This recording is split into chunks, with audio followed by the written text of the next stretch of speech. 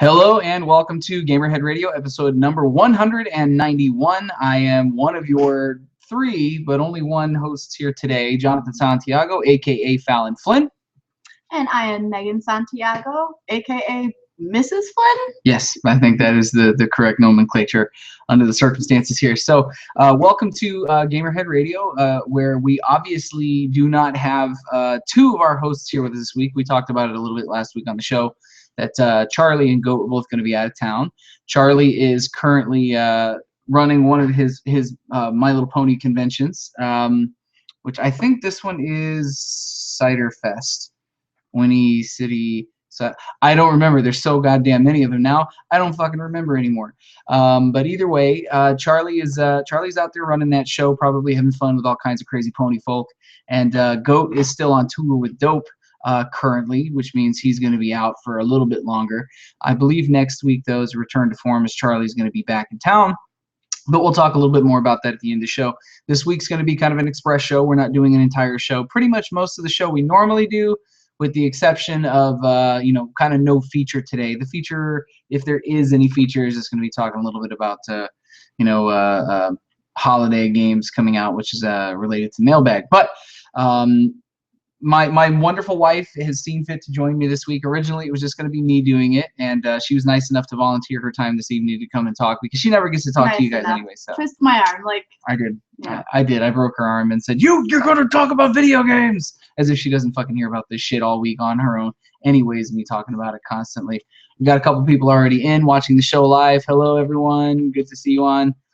Thank you for joining us. So, in keeping with the format of our show, we're going to go ahead and do our normal show like we regularly would, but we're going to talk a little bit about some of the things that Meghan has or has not participated in. Coming up, say, I know, put her on the spot. She's gonna love that. But first, we normally, as you know, you've heard the show many times. We normally talk about how our week was. So why don't you go ahead and start, Meghan? Why don't you tell everybody how your week was? Well, it's crazy. Chasing a little demonic minion around. So it's just busy and lots of kid songs. We're fucking exhausted. It's and tiring. we're really tired of listening to. I'm like, how do I make this sound interesting? But I was really just singing Wheels on the Bus all. There is no interesting for that shit. If any of you guys out there have kids, don't. Not for a long time, because they're insane. That's not Look, true. I knew she was going to say that. So my week was very interesting. I left the job that I had, which I hated. I've said more than once on the show. I don't really talk much about my day job, but I'm starting a new one tomorrow, which is part of the reason tonight's episode is going to be an express episode. Is because I have a lot of shit to do to prepare. Like not being, Mr. Beardy Face. This is also why I'm looking all dapper with a new haircut and shit, so I can look all super fresh when I go to work tomorrow. So my week consisted mostly of just getting out of the old place and worrying about heading towards the new one. I did manage to squeeze in some game time though, which we will. You did. I was surprised. I played a bunch of games. But he suffered for it because it may have been really late at night. It did. Or early in the morning. Yeah, a couple of times this week, but it was okay. I needed something to vent my frustrations. So aside from that, my week was basically just spent changing poopy diapers, which you don't want to hear about on the show. So what I'm going to do. I tried to leave that one out. I know, no, but it is. It's just like up to our fucking eyeballs and poopy, man. So I'm going to go ahead and move on to, listener Dustin Falconer asked if I dressed up as Fallon Flynn. Actually, it's funny. I was contemplating doing it. I almost went to a Halloween party last night for friends of ours that invite my brother and I out every year. And I was going to dress up in my Flynn gear, but I was too busy. I just had too much shit going on. So I decided not to. Go to class tomorrow dressed as Fallon. I suppose I could go to class tomorrow dressed as Fallon Flynn. Probably not going to do that, though, because those people, I have to work with those people a little bit, and I want them to respect me, what little dignity I have left. So typically after this, we talk a little bit about game releases. So Charlie normally does this bit, but I'm going to go ahead and spell out what we got coming out for games in the next 7 days here. Some of these were previously listed before because they've been released on different platforms prior to. So Owlboy is going to be released on November 1st on PC. Also on November 1st, Root Letter for PlayStation 4, PS Vita. I have no idea what the fuck that is. Also on November 1st, Xbox One, PS4, and PC is a game called Seraph. Again, no idea. Again on November 1st, Super Dungeon Brothers for Xbox One, PS4, and PC. It's going to be on November 1st. And then some more meat and potatoes, some of the stuff people were waiting for on November 4th. Call of Duty Infinite Warfare on Xbox One, PS4, and PC. I've really kind of fucking lost interest, to be honest with you. I don't care anymore. Especially after playing Battlefield 1, which I'll talk about.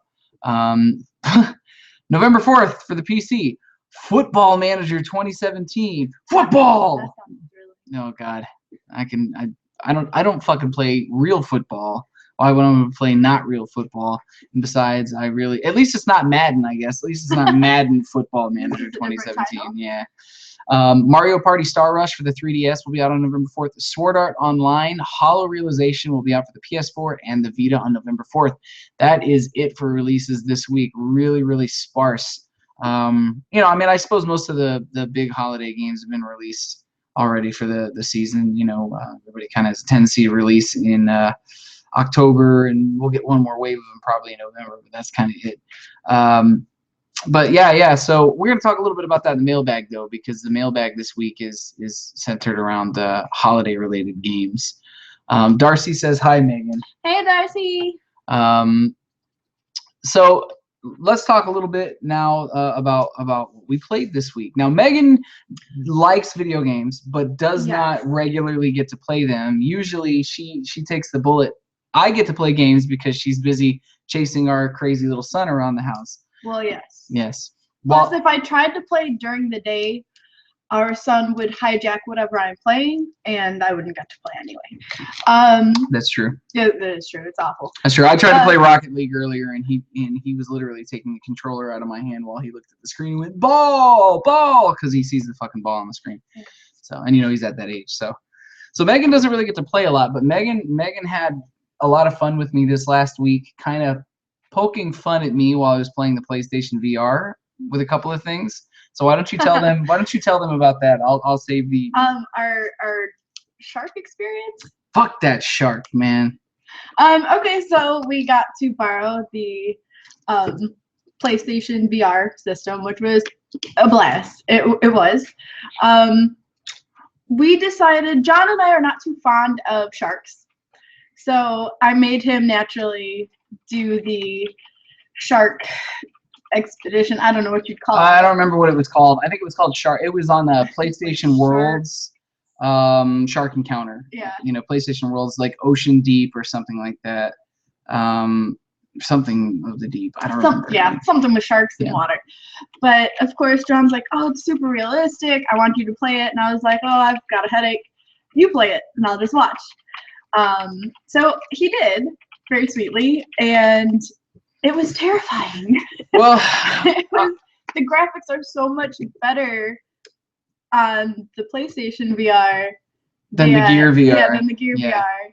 Which the Gear VR still is amazing, but the textures were so realistic, and they set this up like the Gear VR has a shark mode that you could, go and see sharks in a cage.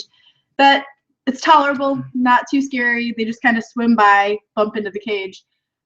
The one that we just played, they mess with you. Which one? The one that we played on the PlayStation. Because it actually bites off part of the cage. Oh, you're talking about the shark encounter. Yeah, and looks like it could get in to get you. Yeah. No, well, I tried. Here's the short rundown on the shark thing. When I was a kid living in the South, I grew up on the Gulf Coast right off of the beaches in Biloxi, Mississippi, and I had a 6-foot-long lemon shark brush against me when I was about a mile out off of Ship Island, maybe half a mile off of Ship Island down there. And that's all it took for me. I was probably 18 or 19, and I had a shark brush my back and bumped me, and I turned around and saw it, and it was close enough to the surface I could see the whole thing. That was fucking it. I used to spend all my time in the ocean. I don't get in the ocean anymore. So that's why I dislike sharks so much. And then so when I did this thing, I got about halfway done with it while Megan wasn't home, and I pulled the headset off after a point, and I was like, no, no, fuck this. And so, and you got the headphones in and shit, and the audio is mixed very well. It's scored as well, so it's got this really great score. And I told Megan, I said, I want you to watch this, and I want you to listen to me. Just watch me play this. I want to see if I can get through it this time because it unsettled the shit out of me last. So I have a pretty strong stomach. Tell them there's a point where the shark gets underneath the cage, like under the bottom swing of it. I pulled my feet up into the chair, this computer chair that I'm sitting in right now. I mean, I pulled my feet up into the chair and I was like, no, it's gonna fucking get me. It rips the front of the cage off at one point, and that's the point in which I felt the most unsettled. When it pulled the front of the cage off, I was sitting there going, this is it, I'm gonna die. Yeah, because it looked wide enough, like it could get in. And it just was not good. No. It was not good. No. But she, of course, is over there laughing her ass off while I'm squirming in my seat. Because I wasn't the one playing. No, of course. And I told you, and Megan is not a scary or spooky person, anything. No. If I try to get her to do anything spoopy, I'm a weenie. She's a weenie about it, right? I can't watch scary movies. And that is absolutely correct. It freaks her out. So I wanted her to get underneath it and try it out. And, of course, she would not do that. She did try the PlayStation VR, which you know, we're kind of waiting to do a PlayStation VR episode because Charlie and Goat, their timing of their schedules, Charlie working on all his pony convention work and Goat being out of town, they weren't able to try it, and we don't want to cover it as a feature until everybody can get their hands on it and give their opinion. Yeah. I had it for like 5 days, so I played the fuck out of it and played a little bit of everything that my brother owned. Finished a few things and really enjoyed it, but that's a substantial portion of what I played this week, which forced me to take a break from The Witcher. I did play a little bit of it this week. I've just been doing menial side quest stuff, and then as I mentioned last week, Mr. Ryan was nice enough to buy me a copy of Battlefield 1 for my birthday, which is in a few weeks. Now that he's in tech school, I am getting old too. Sees fucking gray in my facial hair and shit. Probably see a few grays on the side of my head. Don't touch. Find them out. Don't touch. So it was. Dustin says he wants to see a Nightmare on Elm Street VR game. Yes and fucking no at the same time. Jesus Christ. I would love to hear all about it, but I will not play it. Yeah, no, I doubt not. But other than that, I played Rocket League. I played a bunch of Rocket League this week. I want to play some more Overwatch.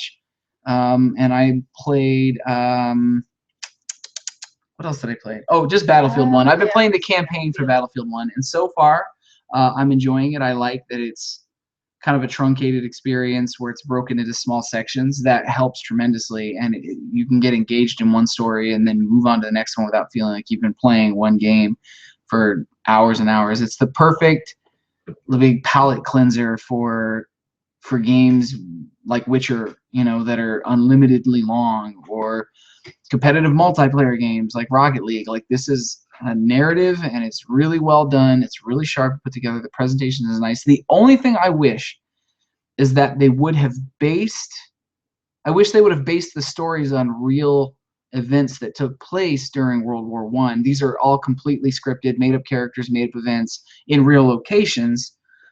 So the settings are definitely real, of course, but it's awesome. The guns and everything have a great kick. They sound great, and as always with DICE, the audio is just like masterfully recorded and mixed. Everything sounds like exactly like it should, or what you think it should. Because I don't know if I had ever heard weapons of World War I fired in any sort of setting where clarity could be heard. So. And Dustin's asking if the multiplayer has any stupid double jump or exosuit type shit, or is it straight up? It is straight up. It's World War I, Dustin. There is, I mean, nothing. You're hitting people in the head with trench shovels and pickaxes and firing really shitty guns that jam and don't always necessarily work right. And you've got bayonets on the front, and you're charging at people with horses and cutlasses in your hand, like. Biplanes, like propeller engine planes, like it's legit, man. It's a callback to an older style of multiplayer first-person shooter gaming, and it's a lot of fun. If you like this style of gaming, do it. I'd buy it. This campaign's a lot of fun. The game looks great. Yeah, it looks really good too. The way that, like, you can tell it's using the same version of Frostbite that Battlefront, the new Battlefront, was using, because the menus and overlays, like the whole UI looks very similar to that style, and just the graphical engine, everything on it looks very similar to Battlefront, but like amped up, tweaked up. It looks better. So I recommend it. You know, it's good. It's good stuff. A lot of people would probably be interested in asking, since Dustin brought up, as he puts it, that futuristic bullshit.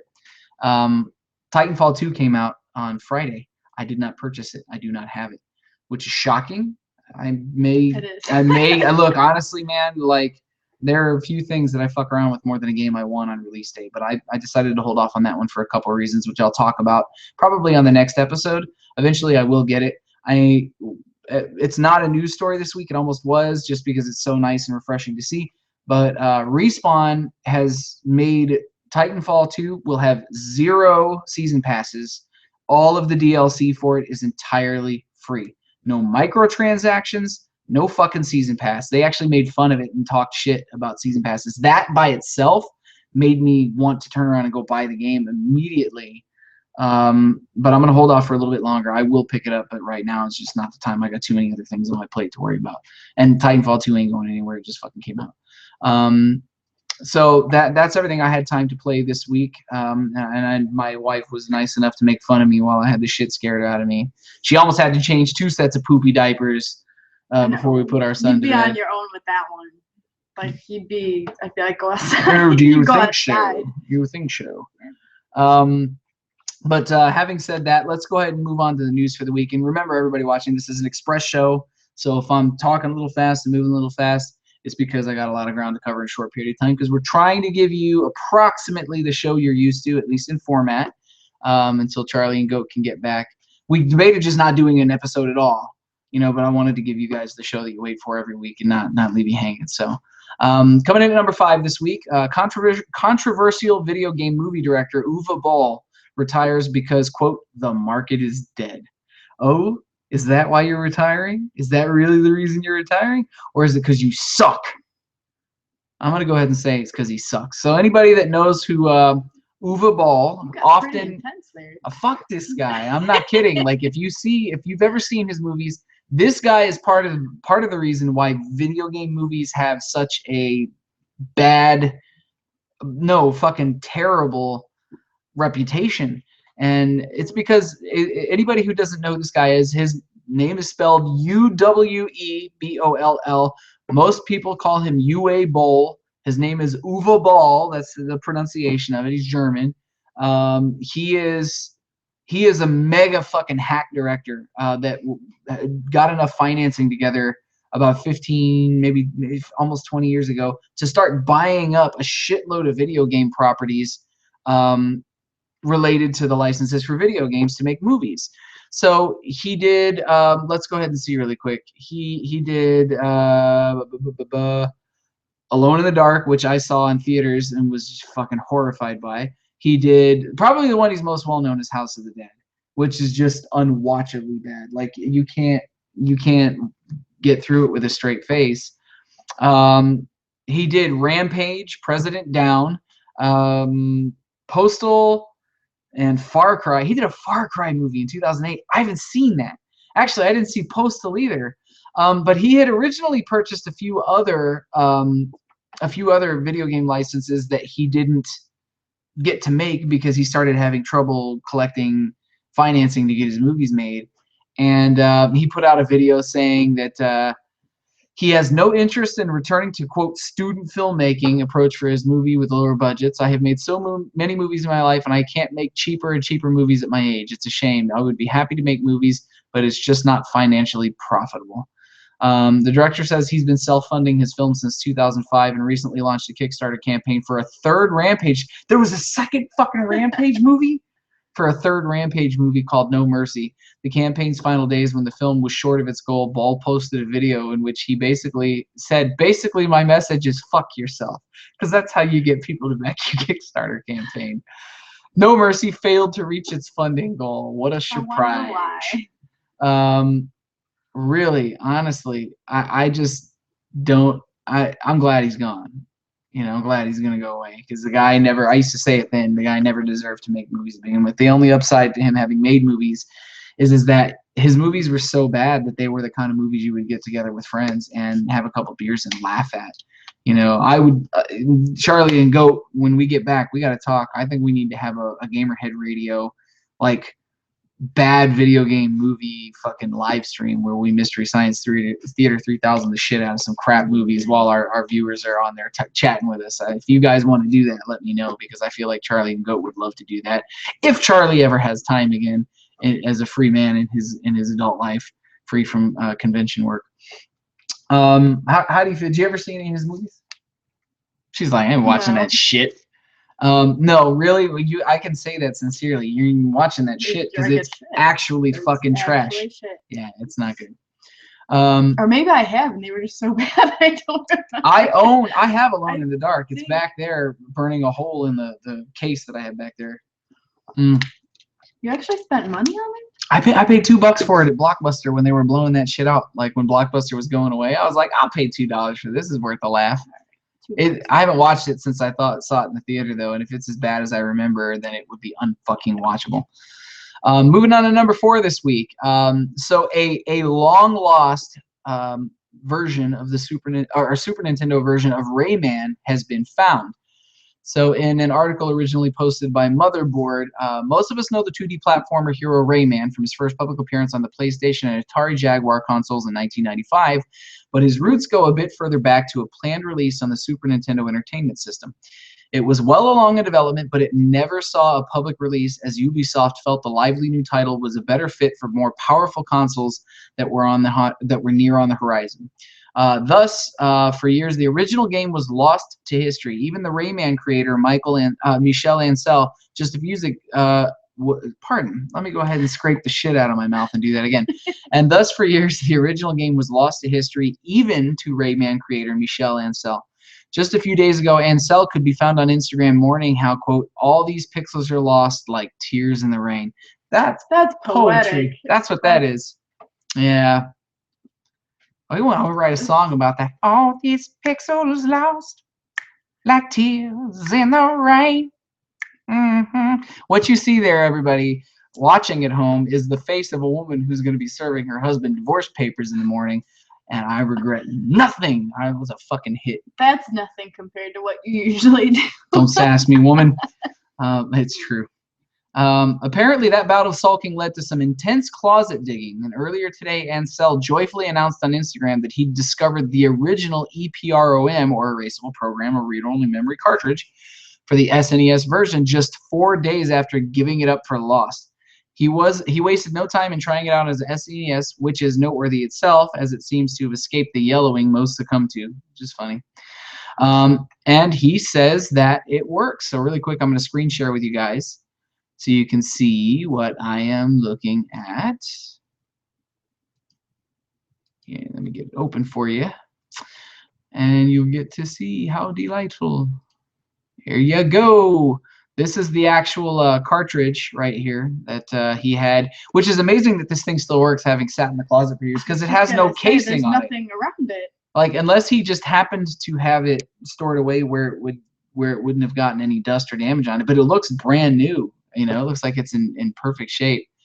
Where did he say he found this thing? He said he found it in his closet. I don't know. He didn't say where.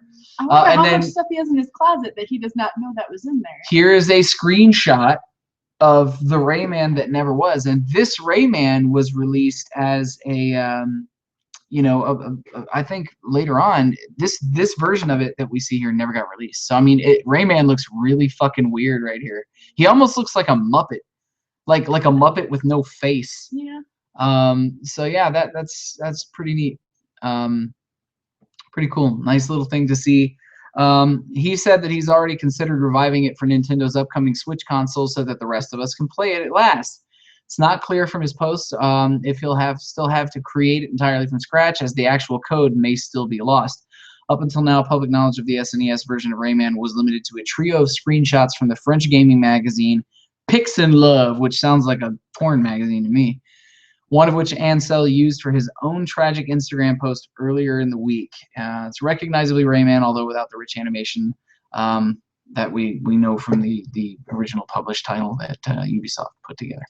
So that's kind of neat. I always find it to be a good thing when you can preserve some portion of gaming history, and get it done. But one second here.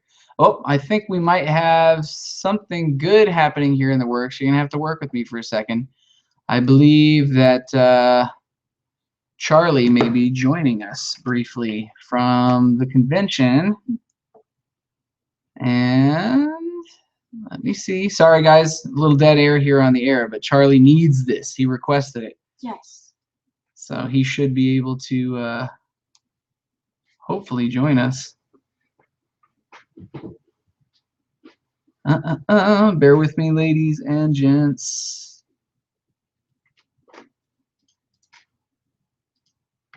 Good. Well, Charlie, I'm assuming that he is undoubtedly in the middle of helping a guest with something, which is probably why he wants us to ask him to be on the show for the moment so that he can bring whoever it is he's hanging out with on and talk with us. So unless or until Charlie joins us, I'm going to go ahead and move on to number 3 for the week. So we talked about the Nintendo Switch kind of extensively based on what we know last week, and we came to find that just after the announcement for the Switch, Nintendo stock shares plummeted a little bit. Not massively, but it was enough for them to feel bad about it. It was a 7% drop. And when this happened, Nintendo president Tatsumi Kimishima found himself confused after the reveal of the company's next hybrid console. Talking to Bloomberg about the Switch and the future of the company, Kimishima said he was surprised to see the negative reaction from investors. He added that he didn't have an answer as to why it dropped so suddenly and was left confused by the entire situation, saying, "To tell you the truth, I was surprised.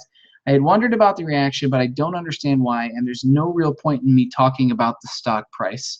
That's like the least slick save I've ever seen. Yeah, that's a kind of a silent fuck off. Yeah, like I don't care. Like, what you gonna do about it? The night before Nintendo was set to reveal the Switch, the company added more than $1 billion in market value. Shares jumped 4.6%, making it the biggest surge for the company in more than a month following the phenomenal success of Pokemon Go this summer. Following the reveal, however, the company saw a 7.3% drop in shares overnight. Kimishima said that while he didn't understand why investors were concerned after seeing the Switch, after 8 straight years of declining revenue, the company was dedicated to increasing the number of people who play games. Oh my goodness! I see Charlie. Hello! Hey, how's it going?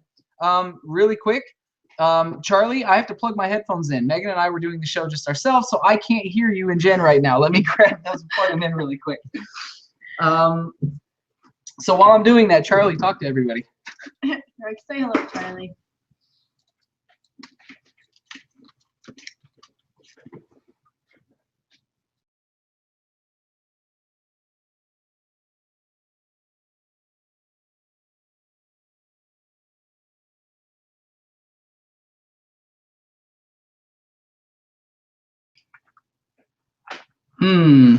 It's entirely possible, Charlie, that we can't hear you at all. Let me ask the listeners.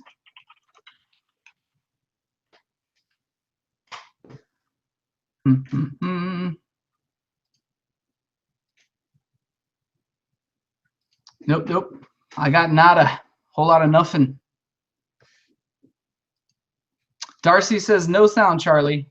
He says up here. He's telling me to look at the top. Oh God, you're sideways. Jesus. Take a look. Bear with us. Charlie's working on it. I have faith in Charlie. I believe in Charlie. I think that he'll come through in the end. Until Charlie gets back, though, I'm going to go ahead and continue on with the news story. This right here, ladies and gentlemen, is the joy of live broadcasting. You never know how shit's going to go, and in this case, whether or not it's going to go the way you want it to go. So he went on to say, what we aim for is to increase the number of people who play games. Oh, there's no, there's Goat's here. A wild goat appears.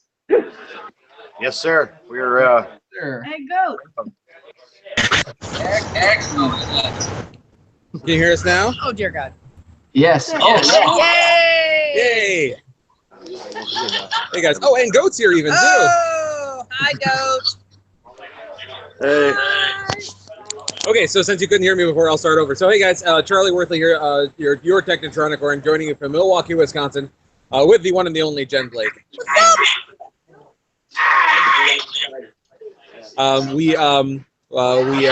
Ponyville Cider Fest ended today. It was an amazing weekend. Jen's last pony. My last PonyCon. I got out. I got out. Yeah, I got out. She escaped. And we are currently at a Brazilian steakhouse about to get the meat sweats. And, meat sweats. Jesus Christ. It's not like a meat curse. I'm good. Or a meat curse. Of course we're having a good time. It's with Charlie. Yeah. That's the So we had about 1,100 attendees. We raised over $10,000 for Extra Life.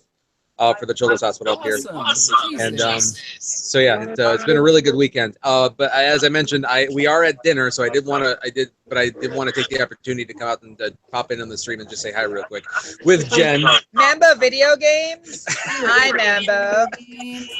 Member Lego video games? Hi, Member. You gotta come be on the show soon, Jen. I'll happily come on there. Remember when there weren't so many Mexicans? Amazing.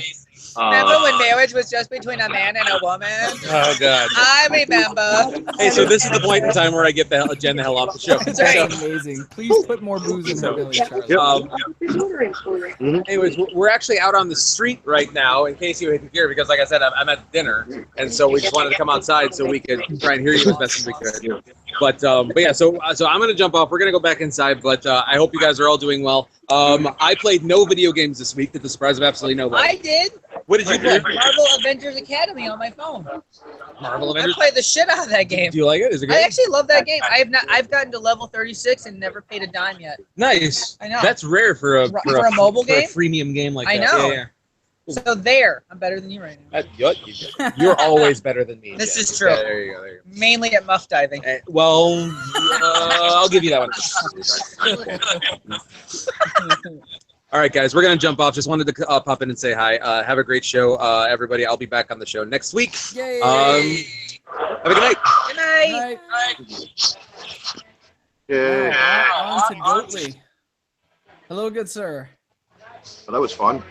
Isn't it? I feel like you're in like a restaurant-y type setting as well. Are you on the bus? Me? No, I'm in the Rainbow. We just ordered food. Oh, look at you. Yeah. I love this. There's my lovely Scotty. What up? This is our photographer over here, Sticky. Photographers and 3 boosts down. I like it. Look at this. You guys both made it onto the show tonight. That makes me very happy. Yes. It's kind of weird it was at the same time. Mm-hmm. It's just obsession with my eyes. That's awesome. Gave everybody at home a taste of what they were missing. Because it's just Meghan and I tonight, and I'm sitting here going trying to keep this fucking boat from sinking. So Goat, did you get a chance to play anything this week while you were on the road? I've been playing Mario Golf on my DS like gangbusters, and Mario then Golf? Yeah. That's all you got? No, when I played Don't Starve and a whole bunch of Pokemon. Okay. Because unlike everybody else, I don't have to spoof my GPS. Okay, there you go. At least you're honest. How's life on the road this week, Goat? Oh, it's good. It's fine. I mean, we're playing whiskey tonight, so it's the same dog and pony show and shit show that whiskey is. They took my knife today. I forgot they did that. Last week? What? Weren't you there last week? No. Oh, we were in Anaheim last night. Yeah. But it's kind of cool. No, this is the last night of tour. Last night of tour? Yep, this is the last show. So you're gonna be home next week. Yep. Yay, everybody! You know what's funny? We managed to get through an entire stretch of Goat tour without having a single guest on except for my wife tonight. That was it. We managed to, it was just Charlie and I managed to hold off where you found your way on every week. Thanks to the beauty of the internet. I didn't notice that. It's amazing, man. It's amazing. What a time to be alive. You caught us. Are you going to be sticking around for a few minutes, Goat, or are you going to? I'm going to pop out. It's getting a little loud in here. Starting to fill in. No worries. Glad you made it on. Much better than a voicemail. We were trying to coerce the boys into leaving a voicemail, but I sent a voicemail in too. Did you really? Okay, well, we'll have Goat voicemail. Goat remote later. Yeah. All right. Awesome. All right, kids. I'm out. Good night. Be safe. We'll see you next week. Completing that story where I left off, what we aim for is to increase the number of people who play games, Kamishima said, and we want to deliver all kinds of new surprises to our customers, and it's through their support that our revenue increases. That's the end result. But if the result doesn't show, that means we weren't able to deliver. Next year is when we see that result. I'm kind of inclined to agree that stock probably shouldn't have dropped early. Like, we barely know anything about the system, and it's not even out yet. Give it a little time, like. But you liked it too when you watched the trailer, right? Like, you thought it looked good. I thought it looked interesting enough and different enough, and like it seemed like something that you and I would enjoy at home. Yeah, Megan and I have often talked about getting Nintendo systems, just because we like to play them together, and we feel like it would be good for our son, of course, and our soon-to-be other little one. But I've talked about it on the show. The Wii U is the first and only Nintendo system that I skipped, that I have not purchased. And I will go back retroactively and get that when the price plummets into the toilet, because I know that it will. Yeah, so let's go ahead and move on to number 2 for the week. We talked last week about how video game voice actors went on strike for poor treatment in the industry and some of the other issues related to their handling, their pay, the lack of information in contracts. Well, this week, in a move that I think is both personally tacky and unfortunate, Activision, Electronic Arts, and other sites attacking voice actors union over strike. So earlier this past week on Monday, when it started, voice actors represented by SAG-AFTRA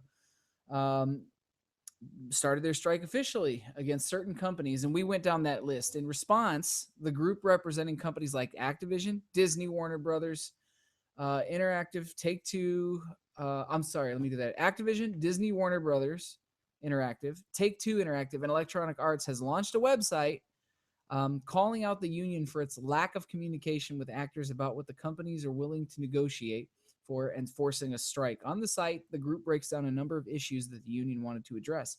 The issues included providing additional compensation as well as a safer work environment for actors who had complained about vocal cord damage.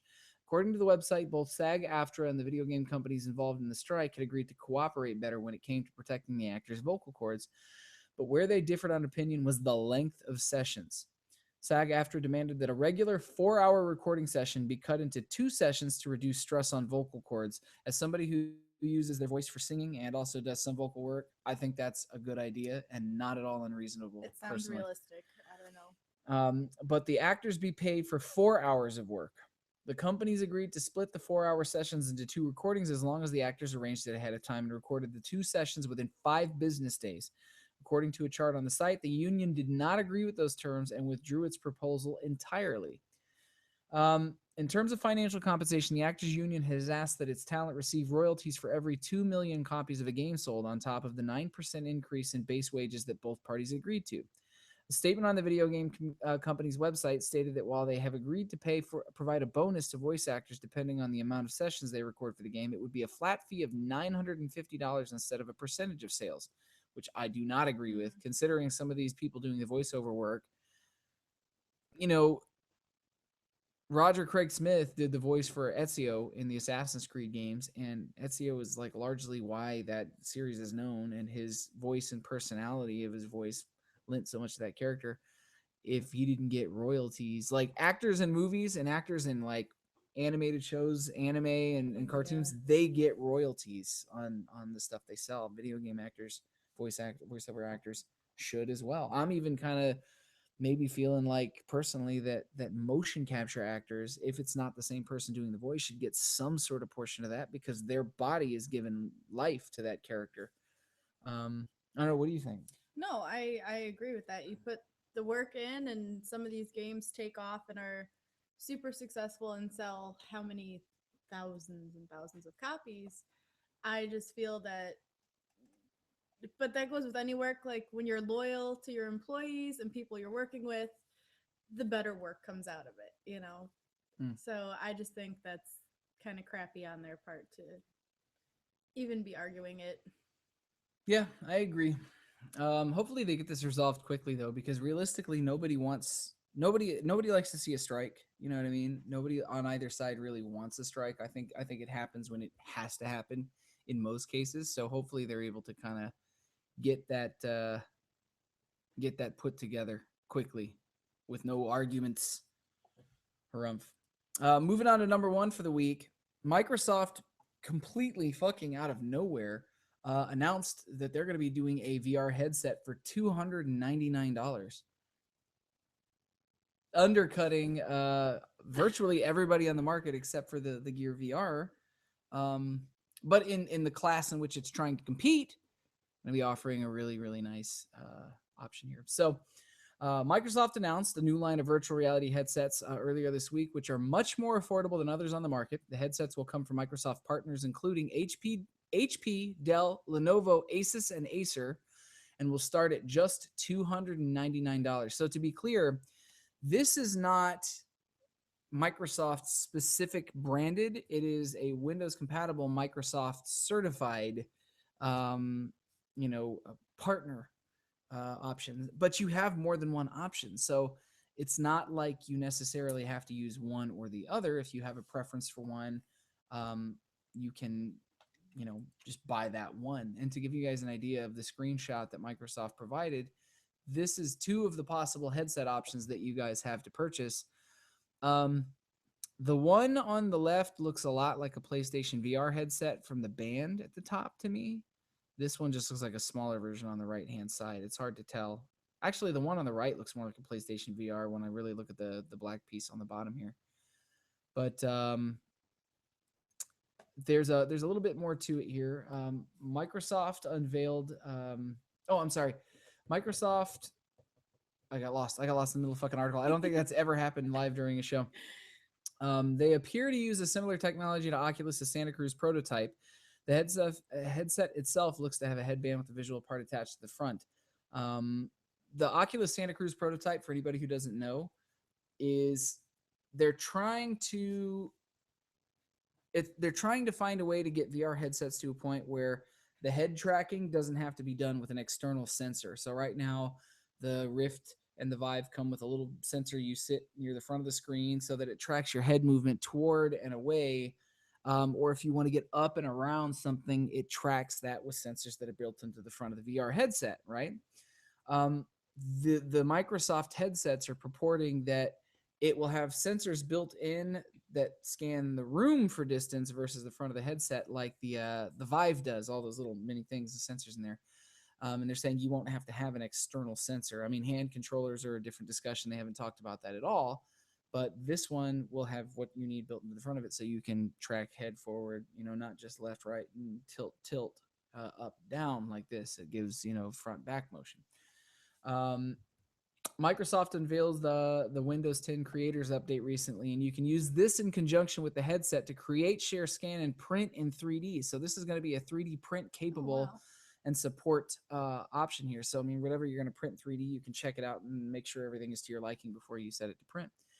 In a demo, they see an image created in Paint 3D and viewed in a virtual world, and another demo entitled Holo Tour sees you enter a 3D video of real-world locations. Microsoft says you won't need a separate room for VR, and of course, the big talking point here is the price.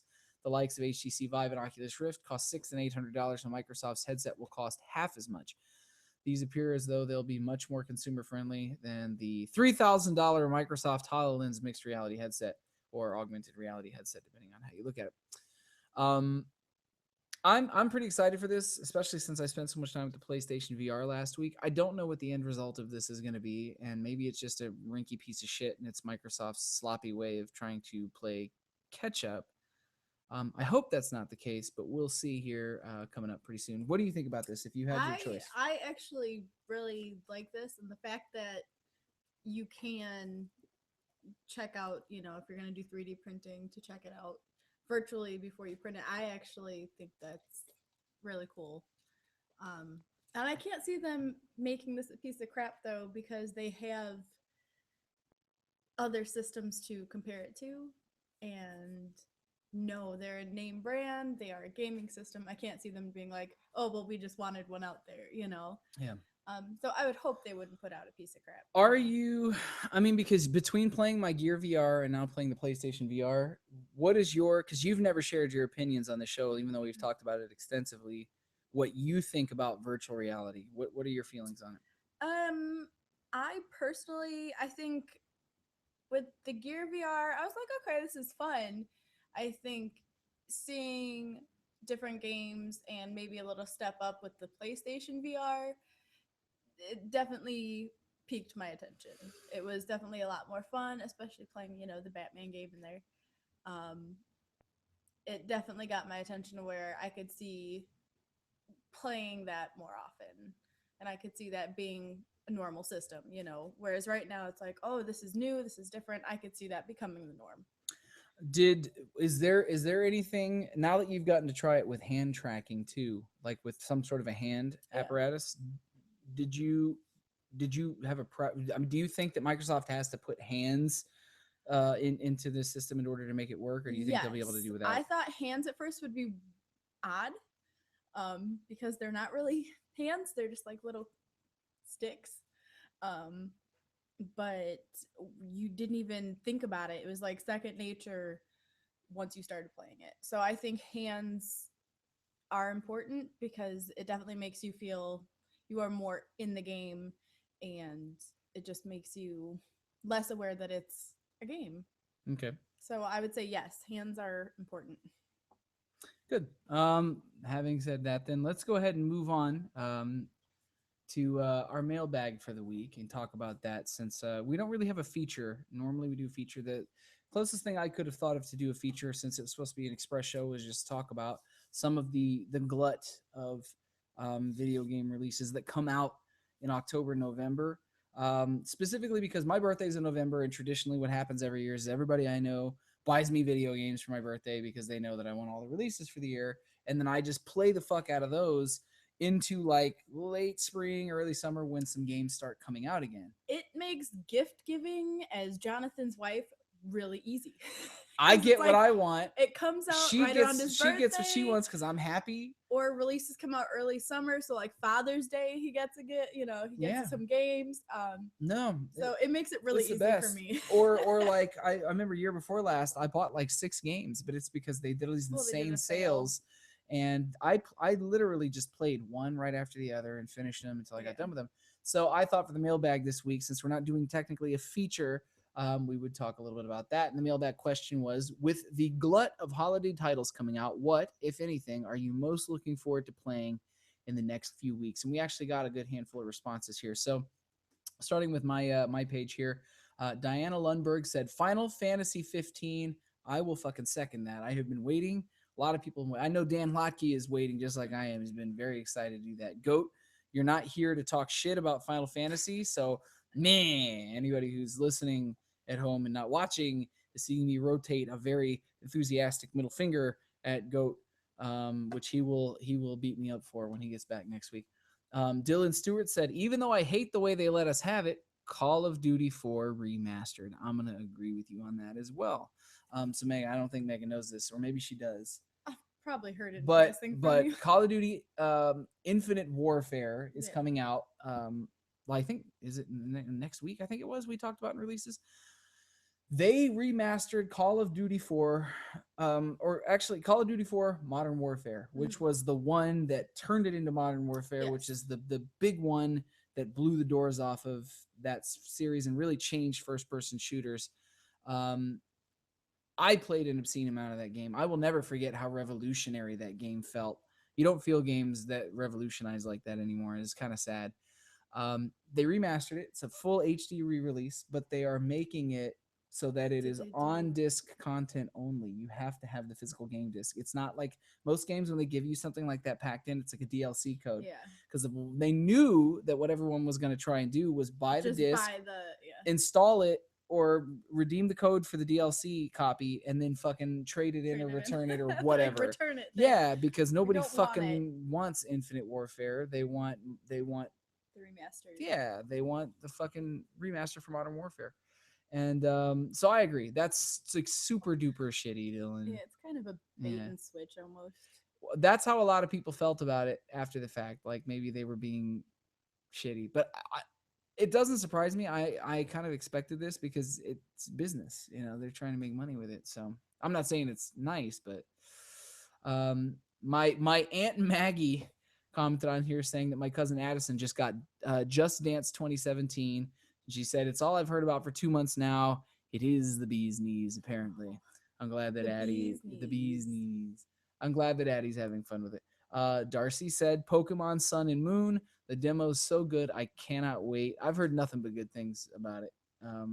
So I'm curious. And then Dustin Falconer says, I just got my PlayStation 4, so I'm mostly going to be catching up, but I'm really looking forward to Resident Evil 7 VR. I did play that Resident Evil 7 demo, the E3 demo, Dustin, and it's fucked up, man. If you haven't played it yet, play it. It's a lot of fun. Over on the Players Club, we got a couple of answers. Sean Keita said Pokemon Sun and Moon, and Mitch Tayo said Dishonored 2 and The Last Guardian. You have thoughts? This sounds really weird, being that I haven't played it, but my answer, that I actually have one, was going to be Dishonored 2.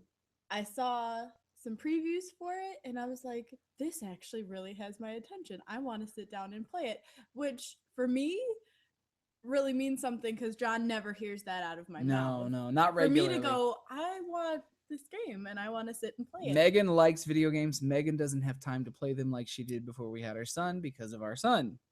So, largely.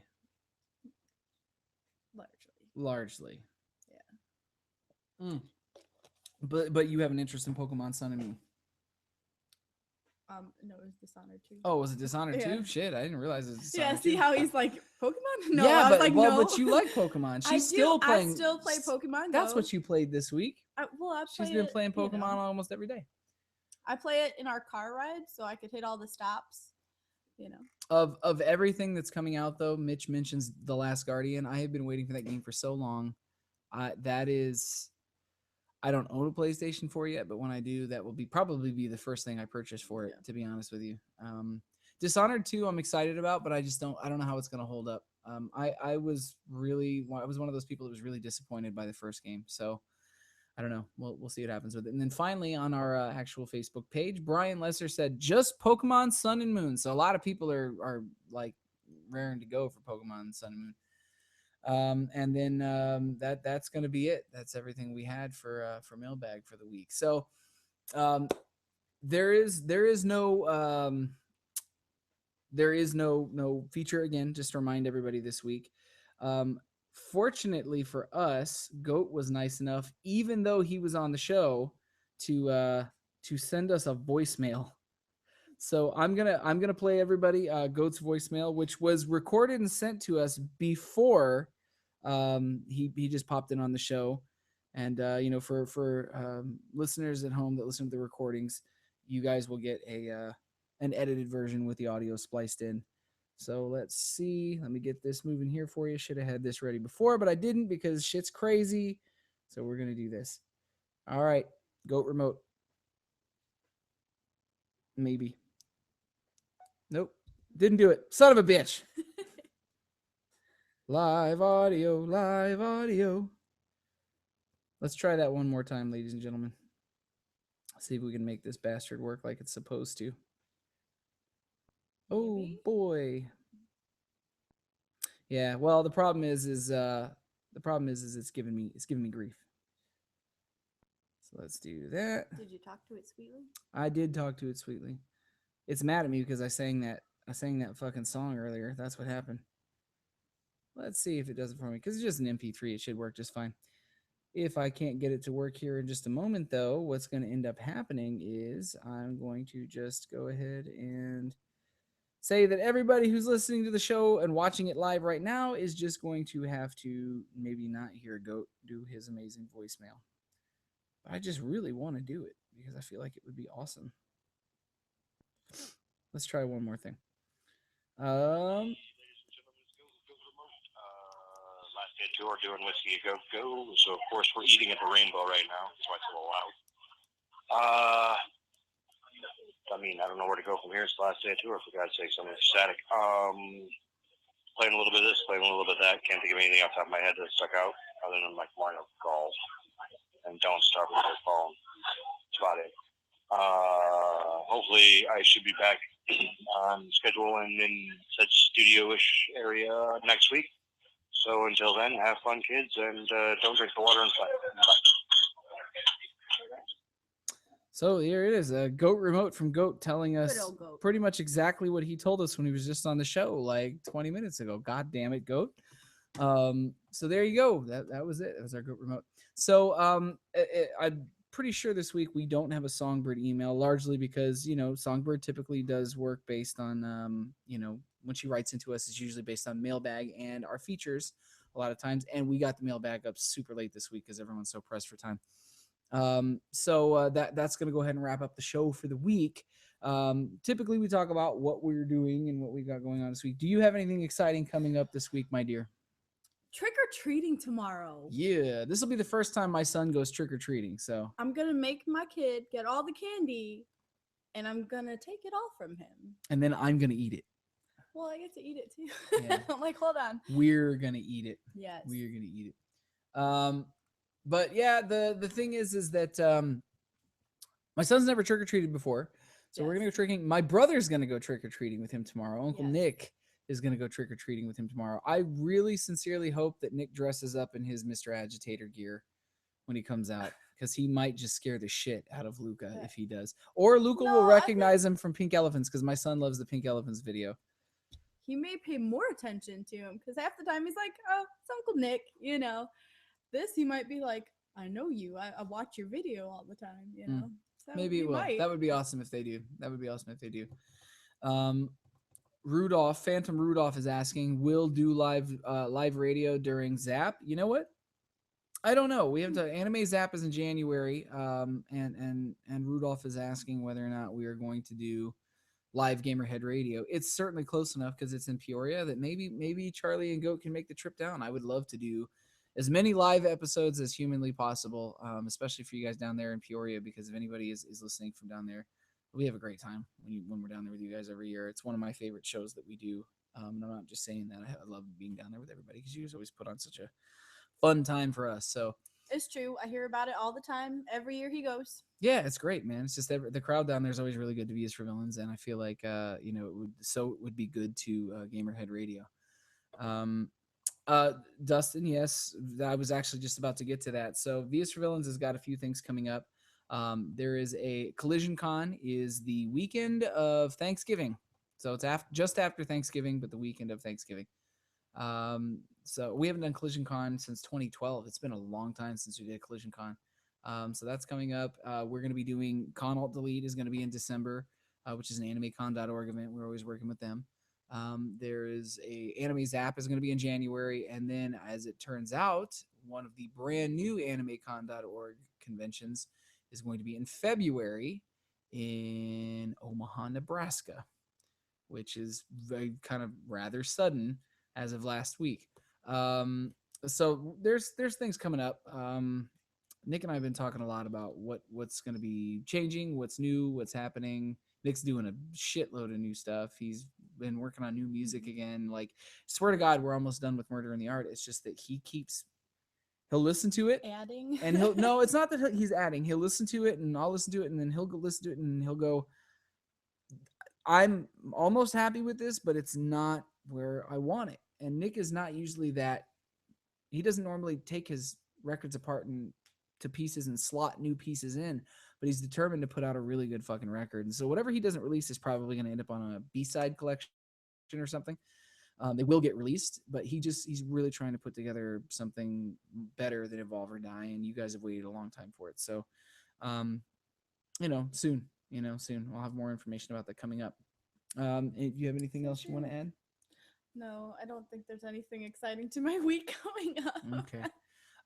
Well, that being the case, if you liked what you heard, you can find us on Stitcher Radio, TuneIn, YouTube, Twitch.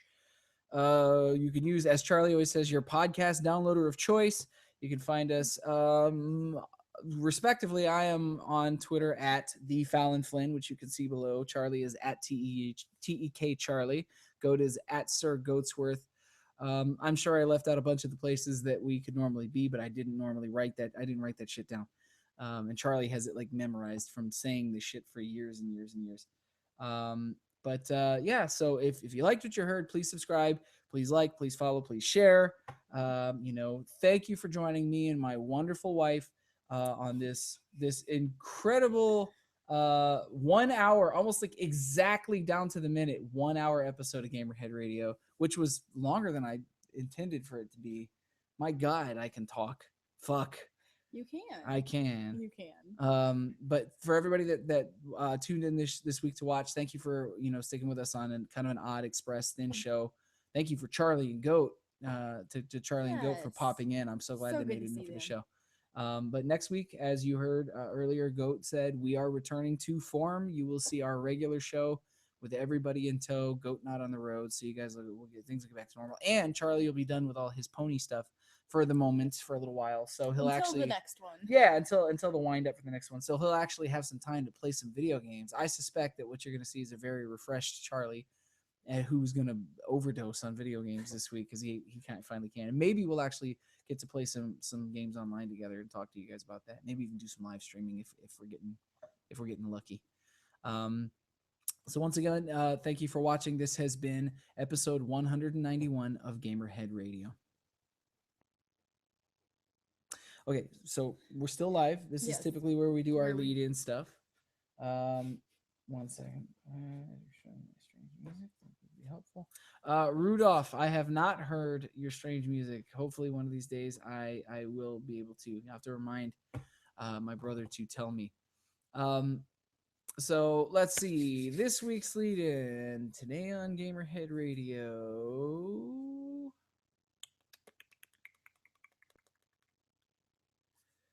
Yeah,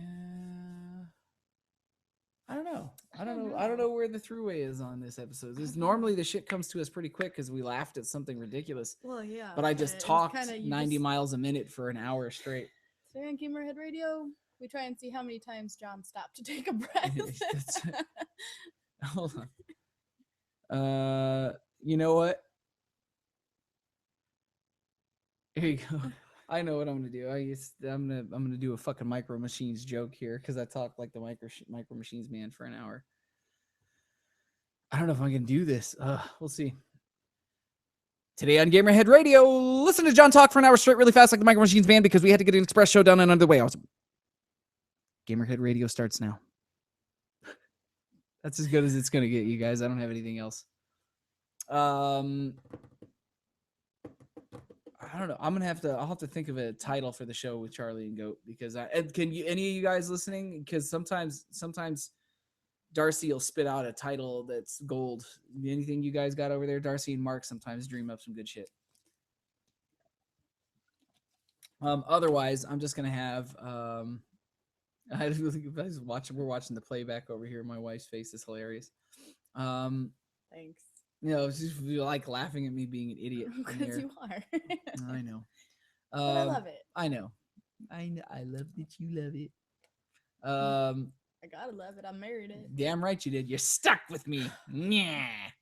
Yeah. So I'm gonna go ahead and cut off the broadcast now. We're gonna come up with a title of some sort coming up. Yes, but before we cut it off, for all those still listening, being that I missed a huge chunk of video game history here, I would love for you to harass my husband, send him messages, whatever, of games that I should play. Okay. And then maybe during free time, during the week, whenever, maybe we could all, I'll live stream it and you guys can laugh at me trying to play these games that I missed. Because I missed quite a few of them.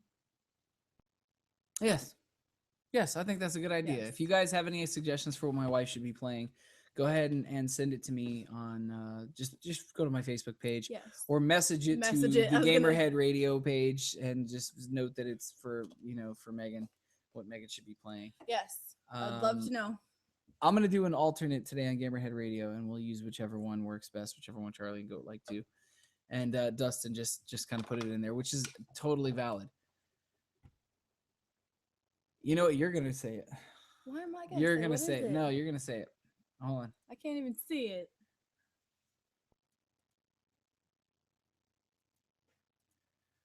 You're gonna say here. You're gonna say today on Gamerhead Radio. Find out why you can't leave John alone on alone to do Gamerhead Radio.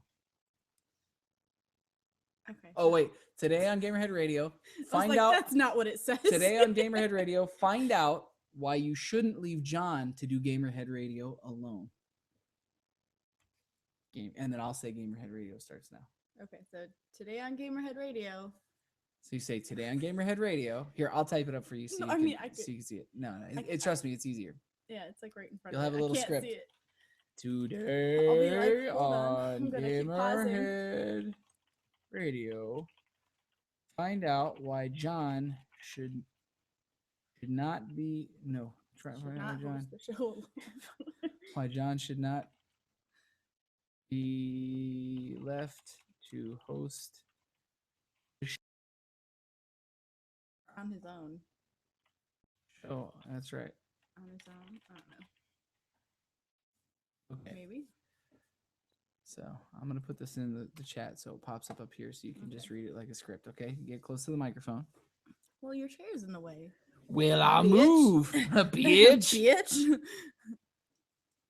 Today on Gamerhead Radio, find out why John should not be left to host the show on his own. Gamerhead Radio starts now. Don't touch that. Everybody, thank you for joining me and Megan on the show this week. Thank you for making my lovely wife feel welcome on the show. It's been a while since she's been on, and this is the first time she's been on the live stream. You got tweedles, man. You got hair tweedles sticking out everywhere. That's what you give me. Apparently it is. So yes, thank you so much, you guys. I'm gonna go ahead and stop the broadcast now. We will see you next week with our regularly scheduled show. Goodbye.